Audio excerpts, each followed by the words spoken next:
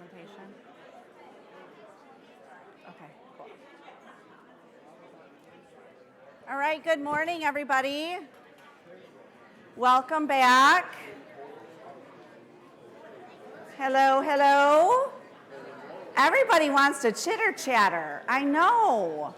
We are gonna have a fun next 40-ish minutes together, okay? So I like to move around, and so I'll be on the stage, off the stage, and moving around, because I wanna make sure that we are all engaged, okay? So my name is Shawn Bennis. I am a registered nurse. I've been a nurse for over 20 years. And I can't believe I've been a nurse for over 20 years. I mean, it's kind of strange when I think about it, right? Hi, Julia. Come here, wait. Sorry. We didn't officially get to like talk and stuff this morning. So thank you so much to Julia for asking me to come. I've been a nurse for over 20 years in a variety of settings. So I used to work in labor and delivery. So most people are like, oh, and it was an oh thing, right, all the time. And then I worked in neonatal ICU. And then everyone's like, ooh, those little babies, right? And they were little babies. And so many babies went home with their mom and dad. And then I worked in the adult ICU. Ooh, they got bigger. I'm just saying. I went from 1-pound babies to 200-pound men, right? And then I decided to go into home health care. So now I got to see people in their homes, which was fantastic. It was my most favorite time of nursing until I got to create the Family Caregiver program at Henry Ford. And that's what I've been doing over the last 7 to 8 years. So I worked with my previous CEO of Henry Ford Health, the previous, because you know we go through CEOs a lot. I can't keep up sometimes. But Nancy Schlichting. Nancy Schlichting was a caregiver for her father. She has shared this publicly, so I am not sharing anything that she hasn't shared already. And she realized that being a caregiver was hard and that there were a lot of resources she didn't know existed. So she knew that if she, in her CEO role, was having a hard time, then probably the rest of us are having a hard time.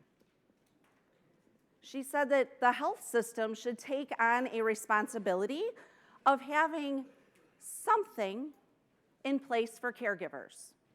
That something, she didn't know what was, right? Because everybody needs something different. So I moved into the role to create the something. But I didn't do it all by myself. We created things from focus groups and real caregivers and patients and asked people what they needed, which is similar to what I heard previously from Kristen here saying that the Michigan Parkinson Foundation does, is that they ask you what you want. So please share with us what you want. Otherwise, we don't know. We can't just pull stuff out of the sky, right? So that's a little bit about me. Today, I already talked about the CARE program, which I'm going to talk a little bit more about, but that's not the focus of today's talk.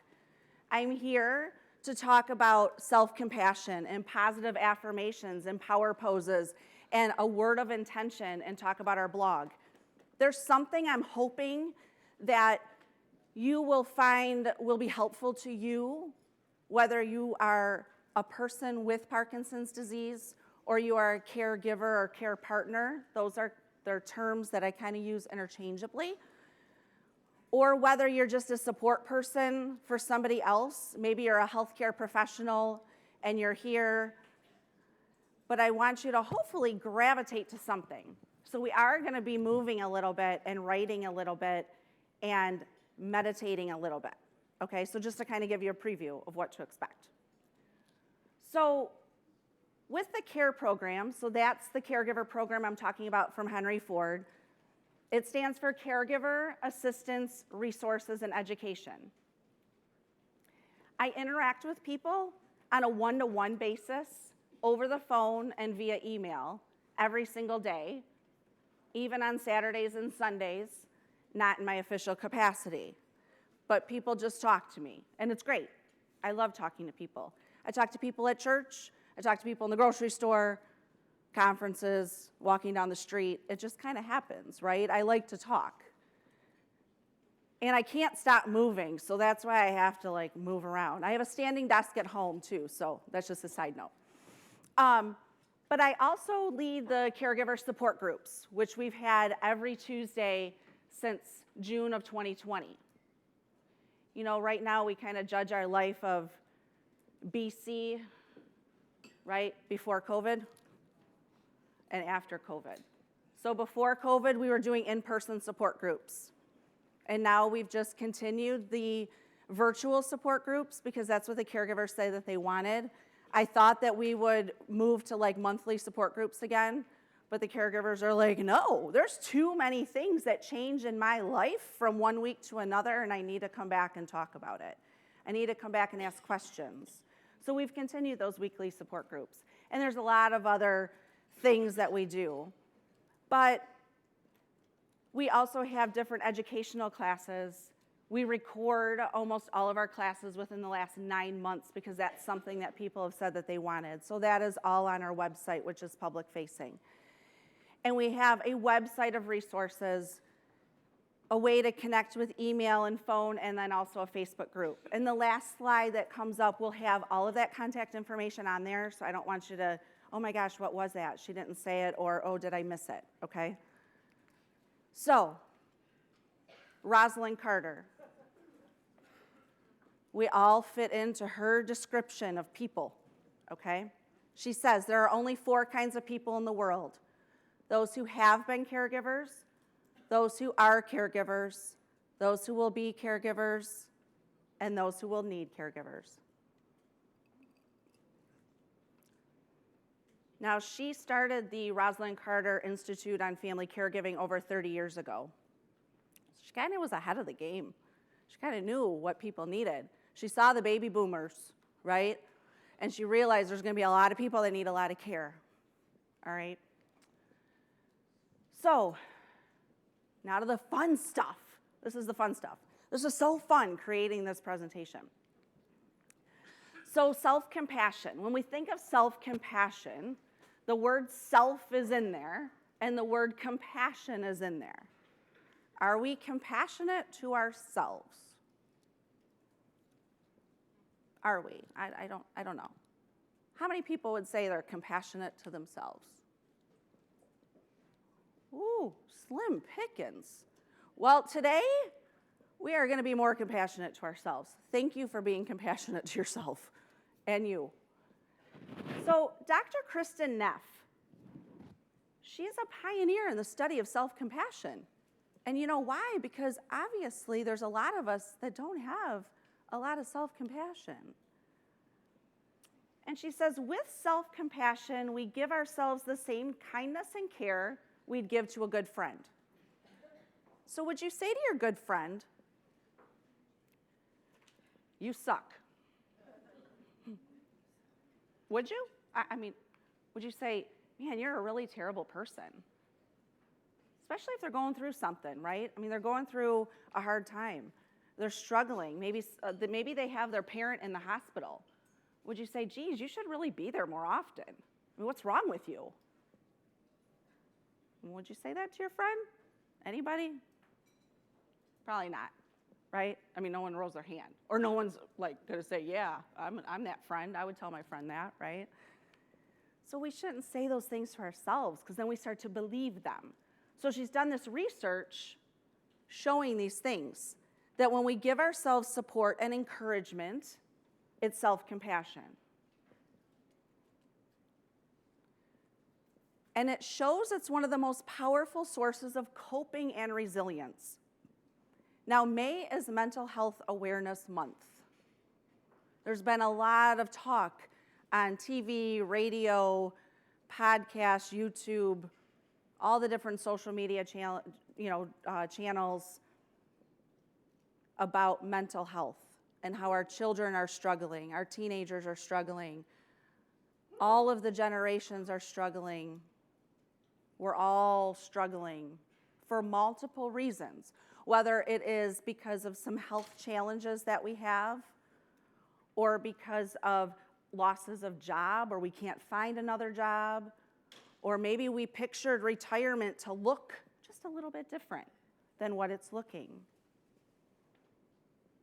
I'll never forget my one patient, her name was Sharon, and she told me, the golden years are not what you think they are. And I was like 26 years old. I'm like, I don't really care about the golden years right now. Like, what are you talking about? She's like, just remember that. Now I'm 46. 20 years later, I'll never forget Sharon telling me that. My golden years are looking closer, right? But she said, make your golden years happen now, because you don't know what the future holds, right? And so being that self-compassion to yourself to say it's okay to do some things and to say no in other things. So self-compassion radically improves our mental and physical well-being, and it motivates us to make changes, whatever changes we're talking about, whatever changes you think that you want to make, that you feel motivated towards making, some sort of change in your life. And then it helps us reach our goals because we care and we want to be happy. Does anybody want to be miserable? I mean, it's a bell-shaped curve, right? There's some people that you're like, I think you like being miserable. I mean, you're thinking that, right? You're like, man, they are just so miserable. But why are they miserable? What are they dealing with, right? You wouldn't tell them, wow, you're miserable. You might tell yourself you're miserable. Is that self-compassion? No. Come on. No, it's not self-compassion. No. All right. So, Dr. Kristen Neff, she's the pioneer in this, okay? So she has to do this ongoing research and stuff because it continues to be a problem. So we're going to do a little exercise. I'm not going to stare at you. I'm going to read the slide. So when you close your eyes, see, when I'm at a conference and someone tells me to close my eyes, even if I'm at church, and they're like, close your eyes, I'm like, is everybody closing their eyes? Or is somebody staring at me, right? I'm not going to stare at you, I promise. I'm going to look at the slide over here because I feel like that side of the room gets more attention because the podium's over there. These people don't get as much attention as you guys over there. So I would like you to close your eyes. I want you to think of a situation in your life that is difficult for you or just maybe causing you some stress. I want you to just see if you can actually feel the stress and emotional discomfort in your body. Can you feel that? Can you feel the tightness? Wherever that might be in your body. Now I want you to say to yourself, or you can even whisper it to yourself, this is a moment of suffering. I also want you to say, suffering is a part of life, and I'm not alone. Now, keep your eyes closed. Put your hands over your heart, if you're able to. I want you to feel the warmth of your hands. I know it's cold in here, but your hands are warmer. And feel the gentle touch that your hands have on your chest. Now, continue with your eyes closed. Say to yourself, may I be kind to myself.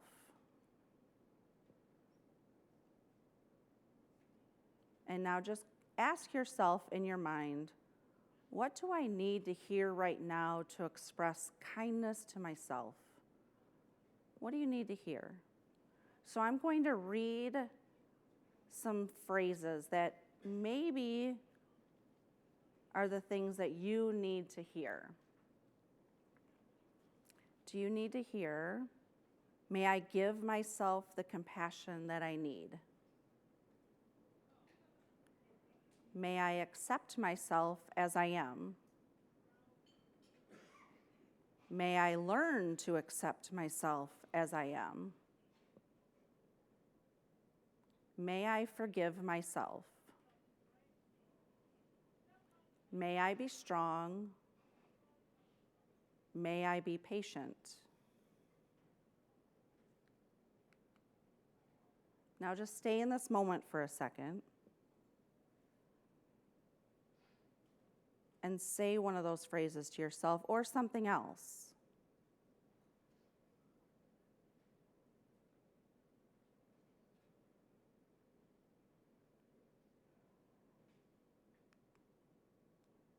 Now you can open your eyes. And this is a quote from Amy Cuddy. Our bodies change our minds, and our minds can change our behavior, and our behavior can change our outcomes. I'm just going to let that sit there for a second.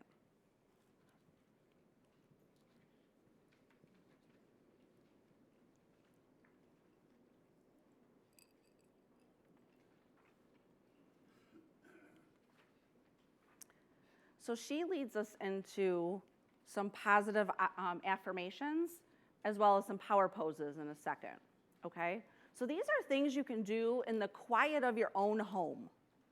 Nobody has to know you're doing them.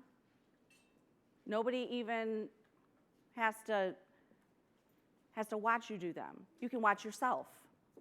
Most of the time you get up in the morning and you go to the bathroom. Yes? I mean, you go into the bathroom. I'm not asking what you do in the bathroom. I'm saying you go into the bathroom, right?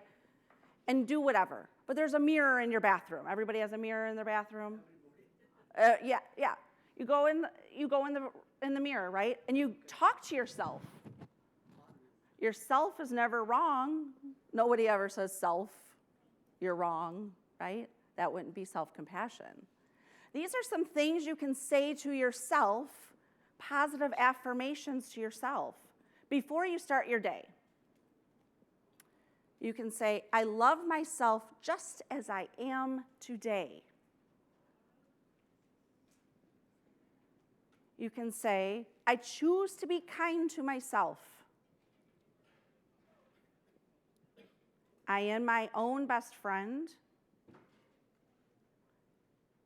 It is natural for me to love myself. It's natural. You're not supposed to not love yourself. I am grateful to be the person I am. I love each part of myself. I honor my life. I appreciate all the ways that I am unique. Now, these were difficult. You can Google positive affirmations and you'll come up with hundreds of them. These are the ones that I picked out, that kind of spoke to me, that I struggled with a little bit, because I thought if I struggle with it a little bit, maybe if you haven't heard of positive affirmations before, you might gravitate towards some of these a little bit.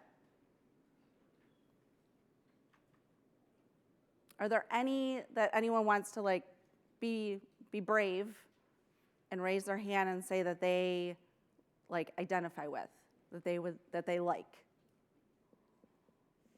Anybody? Oh, come on. I saw y'all dancing around.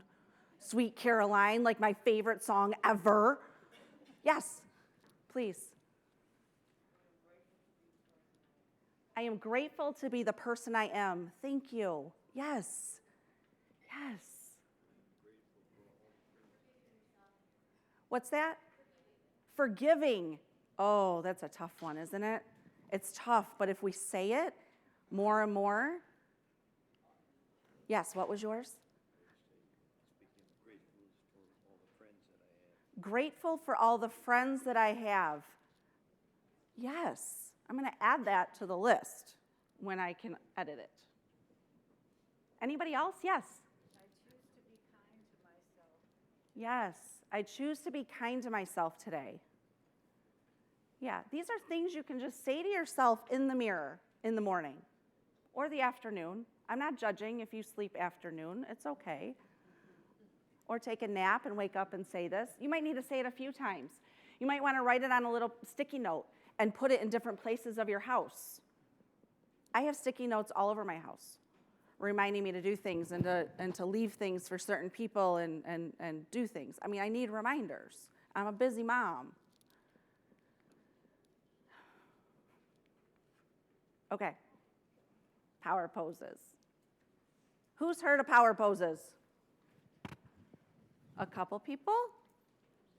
Oh, a couple people. Yay! More people than said about the whole self-compassion, right? This is good. We're moving up throughout the presentation. I like this. So, Amy Cuddy talked on a TED Talk back in 2011 about power poses. And she said, she's a psychologist, okay? So she said that power posing is standing or sitting, because I totally recognize some people, it's very difficult to stand, okay? We can just sit. It boosts feelings of confidence. If you're slouching, do I look confident if I'm up here talking to you like this? Like, no, I'm like, you need to broaden out your shoulders, right?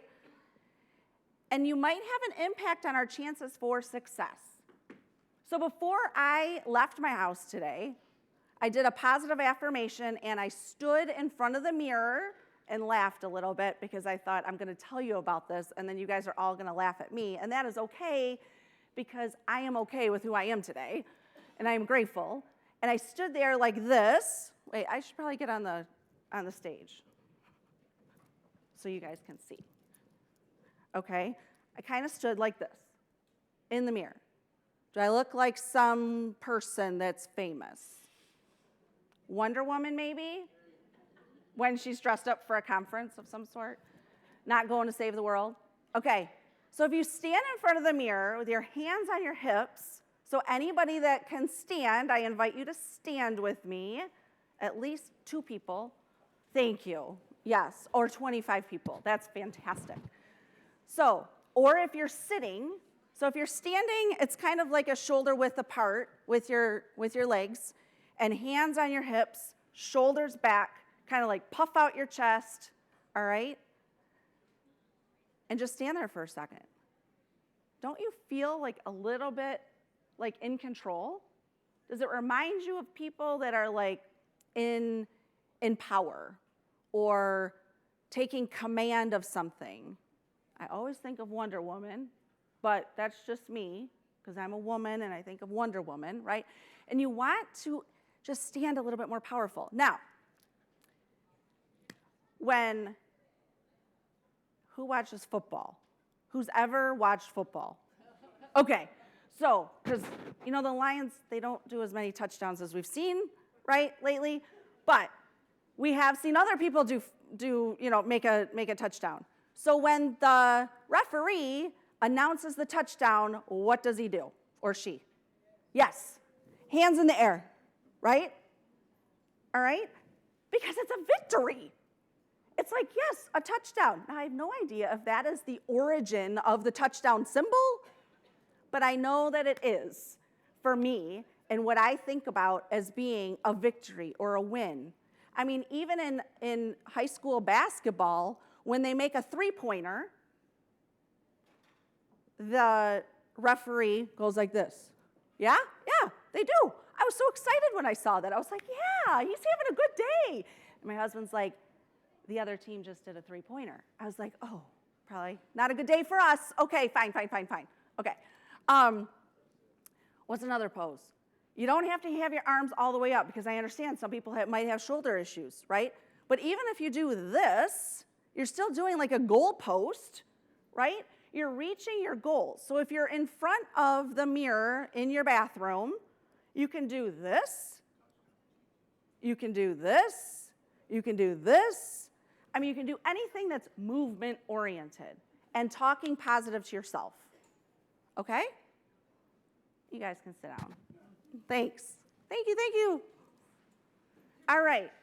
Now, word of intention. Word of intention. So who's heard of New Year's resolutions? It's May. How many people have succeeded in their New Year's resolution? From the number of giggles you have, I'm excited for you. That is fantastic. But by the rest of the room, we're struggling a little bit with the resolution. Because we feel like if we don't resolve whatever is wrong, right? Because we resolve something that's not right. Yeah? Then what? Then we're bad. Then we failed. Are those things that we would say are self-compassion? No. Okay, so we're going to work on being more intentional, all right? Intention can restart every minute of every day. So, you are intentionally trying to be more something. And if you fail, so to speak, and I say that in quotes because I don't really like the word fail. We don't fail, we try harder, all right? Then we have an option to try to do better, okay? So, that says boundaries on that piece of paper. Boundaries, if you can kind of see it. And intention is a thing intended or an aim or a plan. Like that is from Google Oxford Dictionary. And you're setting an intention to work toward rather than to resolve a problem. Do I have a problem with boundaries? Uh-huh. Yeah, I do. But it's not always a bad thing, right? Like a problem doesn't have to be bad unless it starts to cause a problem in your life. But I'm trying to become more intentional in setting up boundaries, not having, say, for instance, a notification for my work email on Saturday and Sunday.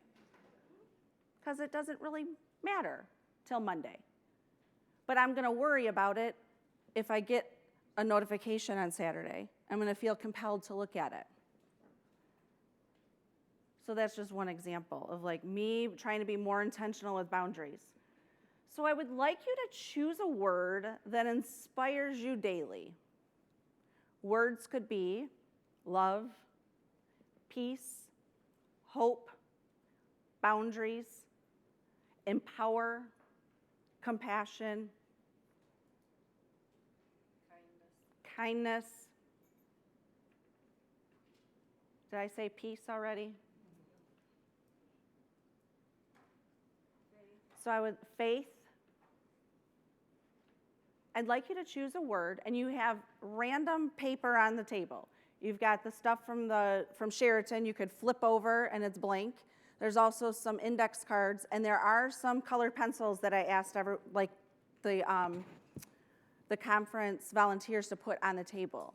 And I would like to just work on this with you. I don't want you to have to feel like you're finishing it, but I would like you to write down at least one word that you can just be a little more intentional with throughout the coming days and months to come. Remember, this isn't a resolution. You're not trying to fix something. You're just trying to live a little bit more intentional every day. Okay? So I am going to set a timer because I think time goes by fast.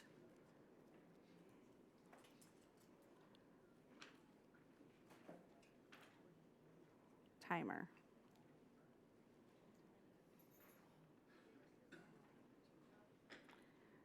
I am setting the timer for, not 45 minutes, for 3 minutes. Okay. 3 minutes. And you can doodle, you can write the word over and over again, you can outline the word. I did that in like an hour. But I wrote the word and then made lines around the word and colored that in later. So this is something I want you to take with you and think about.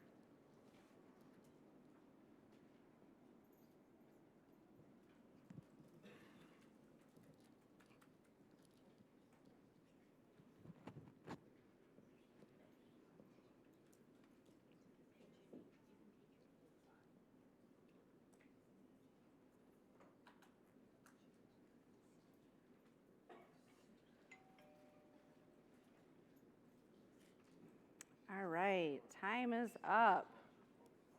3 minutes. I always think it goes by fast. So what are some words that you came up with? Anybody want to shout them out? What's that? Perseverance. Nice. Grace-filled. I like it. Just do it. It is 3 words, but I like it. It kind of flows together, right? Yeah, go ahead. Patience. I like it. Understanding. Yes. Joyful. Peaceful. Thank you. What else? Stoic.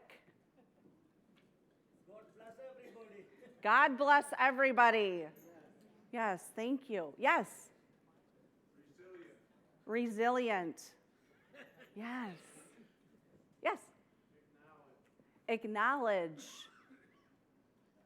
Yes. What's that? Stay vertical. I like that. That's fantastic. Yes. Foundation. Nice. Wonderful. Thank you so much. Gratitude. Yes. Yes. Loving. I go back. I love all these words, and I'm sure that there's duplicates. Yes. Keep calm and keep fishing. Fishing for whatever your heart desires, right? Yes. Well, we also have a blog, and I just want to let you know that we have a blog on our website. It takes about 5 minutes. It's another way of just filling up your cup, starting your day a little bit more positive, being able to just connect in a different way. Again, I wanted to provide you with different compassionate self-care techniques that you could utilize. And I hope that one of them has helped you. Now you can just get right to the blog by scanning this QR code, or you can just go to henryford.com and our website. And the blog is only about literally a read of 5 minutes. But if you start clicking on the different links that are included within the blog, I cannot say that you're going to stop reading. Because you know how that you kind of go down that little rabbit hole of like you start click, click, click, click, and all of a sudden an hour later you're like, oh, man, my time just flew by.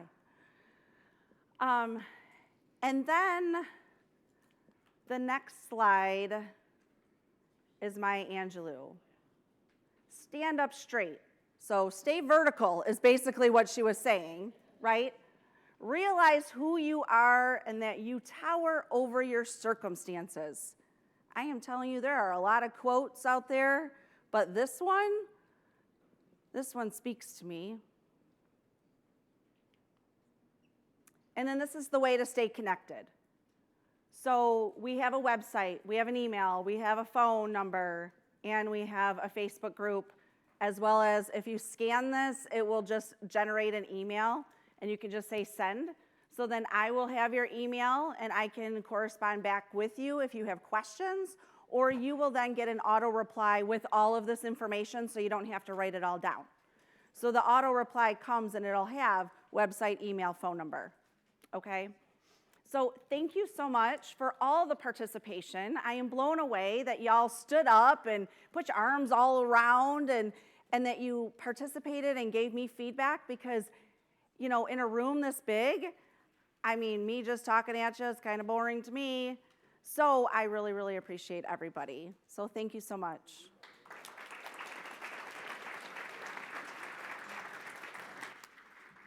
Thank you very much, Shawn. That was a fantastic presentation. And as we get ready for the next presentation, which is going to be Build Your Care Team, we're going to take just 5 minutes. So we're going to wait for the Marquette room to come back over and join us in this main room. So just take 5 minutes, and we are going to actually collect your questions about mental health for our psychiatrist, Dr. Borklor. So if you could just hold those up in the air, we've got volunteers who are going to come around and grab them from you. All right, we'll meet you back here in 5.